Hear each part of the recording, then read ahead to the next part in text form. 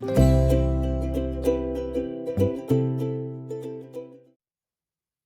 right, welcome back, Be Better Tribe. This is your host, Julian Alvarez. This podcast is meant to bring up stories, lessons, and learnings that we've experienced in life that could potentially help out others. And so I'm hoping today's conversation will do that.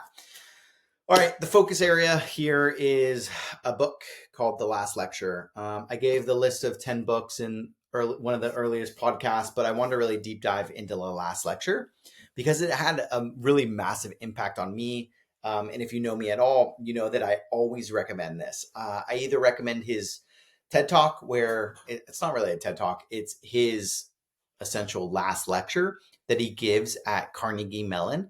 That's the university that he was a professor at, where he had an audience. He did a full hour long lecture. It's a phenomenal lecture. And if you've never heard it, go to YouTube, do yourself a favor, carve out an hour and go listen to that, because I believe it will change your life.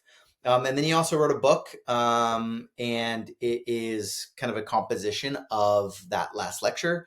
And it just puts it in word format and goes a little bit deeper into the stories, which I think is extremely special. Because at the end of the day, what I think hits home for me is he didn't do this last lecture because he was diagnosed with terminal cancer. He didn't do this lecture to talk about the illness. He didn't talk about fear or regret. He chose to talk about something different. He talked about how to live, which I think is so impactful and important. It really hits home for me. And he talks about these lessons that he learned along the way that stuck with me and hopefully will stick with you, that I'm going to share on this podcast today.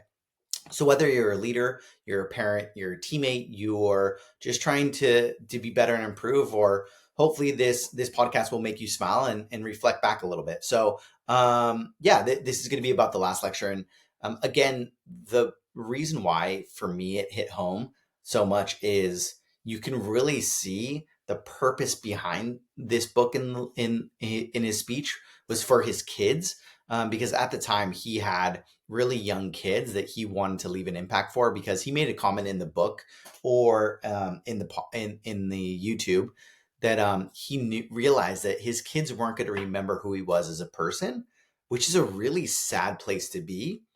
But then he's flipped it as like, you don't get to choose the cards you are dealt. It's all about how you play them. So he chose to like make a moment in time that they could reflect back to and have a piece of their father in this book, as well as the YouTube. And so I just thought it was an amazing way to go about what he was dealing with. And so for me, there's a couple key elements that really hit home. And the first thing that he brought up is childhood dreams matter.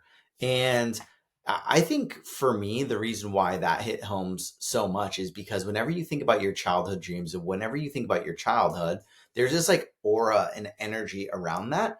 And it usually has no ceiling or expectations on what you can accomplish. And the one thing that it makes me think of when I think about your childhood dreams and why they matter is a young lady who was on American Got Talent. And I don't really watch that show, but I get targeted sometimes on like Instagram or YouTube or whatever. And this one audition came up, and it was Lily Meola. I think that's how you say it. I'm not sure, but she has this one song, Daydream. And it is exactly why it matters to really connect to your childhood dreams. And some of the quotes that she had in her lyrics is, "When did I stop being a daydreamer?"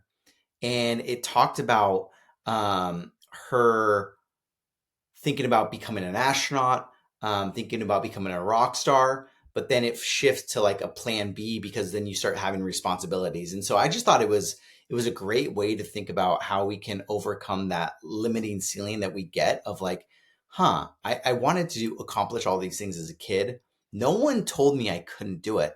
But now that we're adults, like there's all these responsibilities, there's things in life that hold us down, there's things that kind of push us away from that in terms of social norms. And so I think it's just a great reminder, not only from this book, from that song Daydream by Lily Meola, but it just reminds us, like, if you can tap into that energy that you have when you're a kid, and really not lose sight of that dream, it can really impact your life. And the thing about it is, it's not just chasing that, being a professional athlete, or about becoming an astronaut. It's just about I believe it's about using your energy and your skill set to maximize what brings you happiness.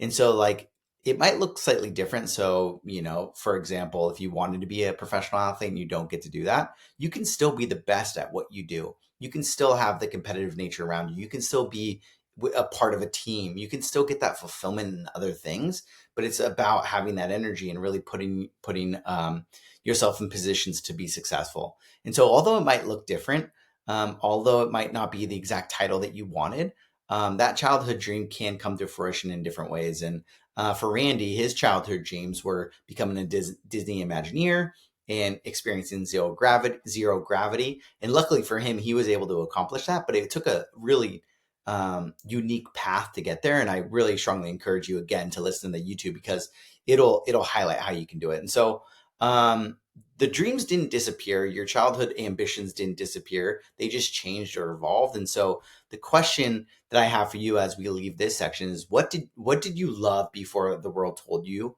what success was supposed to look like? So I'll repeat that once again. What did you love before the world told you what success was supposed to look like? And I just think it's a reminder of, like, reflecting back and thinking about things that you love doing, and getting back to that, and really enjoying it. The next thing that I wanted to bring up is brick walls are there for a reason. So Randy Pausch really talked about the importance of hard work. He talked about the importance of like being dedicated to what you were doing. And the reason I bring that up is I'm actually reading a book right now called The Dip by Godin, I think. And it really ties into that element of brick walls are there for a reason. And within this book, and the reflection back to brick walls is, success isn't meant to be easy. And so, like, when you're experiencing challenges, when you're experiencing a lull, when you're experiencing things that might be pushing up against you, it's all about what you do in that adversity to get to where you want to go. And so, there's it's a pretty simple little graph that he has here, but it's often looked at like, everyone says that they want to be the best. Everyone says that they want to be really successful in what they do, but the people that are actually successful are the ones that can, like, fight through that first initial adversity of, like, wow, I'm not that good, but I'm going to try to make it, and I'm going to do what's necessary to make it. And so, like, I have it here, if you're watching on the YouTube, where it's got the effort on the bottom Y quadrant, and results going on the vertical axis. And it's all about, like, when you're dealing with challenges, you don't quit, you work through it. And I believe that is really important when you're thinking about how to build a successful life. And it's just one of those reminders and lessons that I've always tried to remind myself with. And it's just funny that I'm reading this book called The Dip right now, and it really attaches to the brick walls are there for a reason, because brick walls are meant for us to be challenged. And when we're not challenged, we're not fulfilled. And so it's just a reminder to when you have a challenge, to look to overcome that. And then the third lesson that he shared was help other people reach their dreams. And I'm going to give another book. This reminds me of Give and Take by Adam Grant. It's another phenomenal book that I recently read, and it's all about the power of giving. And once you start to put yourself out there in terms of a resource, being willing to help others, making sure that you are giving without any expectations on a return. When you help others hit their dream, you not only, like, see happiness in them, you in turn are extremely excited, extremely happy. And, like, there's always a quote that I read in The Art of Happiness by the Dalai Lama, which is, it's a pretty easy quote, is compassion is happiness. And just a reminder that when you're helping other people, you tend to get this really big fulfillment. And at least in my life, and I know in others, it really does make you smile. It makes you happy. And When you're having a bad day, open the door from someone, give them a quick smile, help others, and you'll be surprised how much of a snowball that will help in terms of you and your happiness and your fulfillment. The next thing is, of course, it's something about time. And this is the fourth lesson from Randy Pausch, and it's time is your most valuable asset.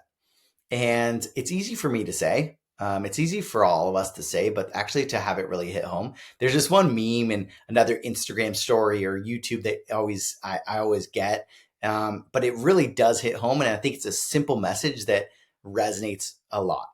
And this kid, I think from Australia, he has an accent, probably after the bars, having a good night, but he says something really profound, which is cool. So some guy's interviewing him and he said, if I could give you $10 million, would you take it? So let me repeat that. If I could give you $10 million, would you take it? Yes or no? Yes or no, would you take it? And of course, everyone, that's a stupid question. That's such an easy answer. Yes, I would take it. And he said, the only catch is you can't wake up tomorrow morning.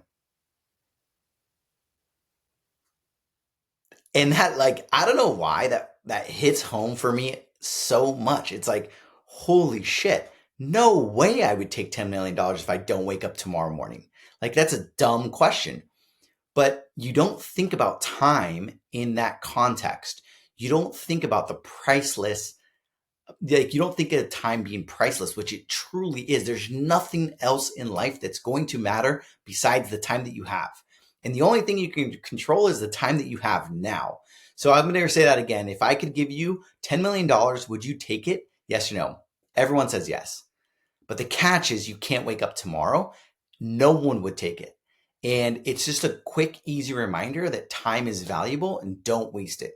So when you're on the couch watching YouTube, I'm victim to that. I watch a lot of that, or doom scrolling or doing something that's not productive. Just remember that is time is all we got and it goes by quick. It reminds me of a couple of the other episodes I did on the podcast where, I'm a halfway point. I'm at the midpoint. I'm 39, average age in the United States is 78. And so just a reminder that, geez, I'm already halfway there. And so what do I want to accomplish? What do I want to do? It's just a quick reminder that time is the most valuable asset. The last thing I would say is the last lesson is think about the legacy you're building. And I think that's profound and powerful because everything we do in life is going to leave a mark on this world. And not to get too cliche, but it reminds me of that quote from the Gladiator, like what we do today will echo in eternity. But then it also reminds me of an amazing manager that I had, Caitlin Fegans at Square. And that was her team motto of leave it better than you found it or leave it better than when you started.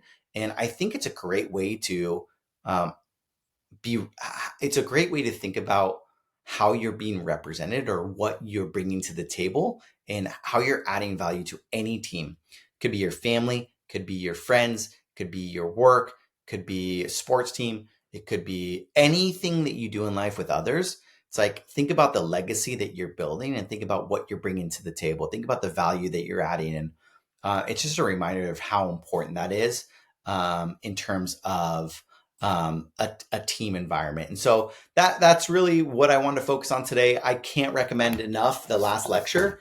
I think it's an amazing book. It's an amazing story. When you're dealing with something so difficult in life, there is always elements that you can think about. And I'll leave it with this, the quote of, you don't get to choose the cards that are dealt, but you do choose how you can play it.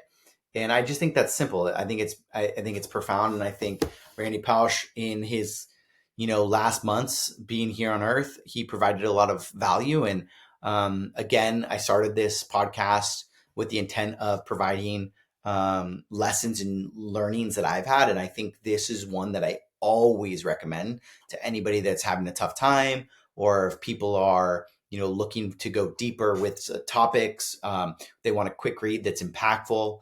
I always recommend this book because it hits home every time. And, I try to revisit it at times, every couple of years because it puts me in a good mindset. So with that said, I wish you nothing but the best. Be Better Tribe. Thank you for joining. If you can like, comment, and subscribe, that would be amazing. If you found value here, please share it with others. And reminder, you can go to the website, BeBetterTribe.com, to buy some gear, help out so that we can get some donations in place. But again, All I want to say is make sure that you're showing up, staying consistent, and always remember to be better. Take care. Have a good one.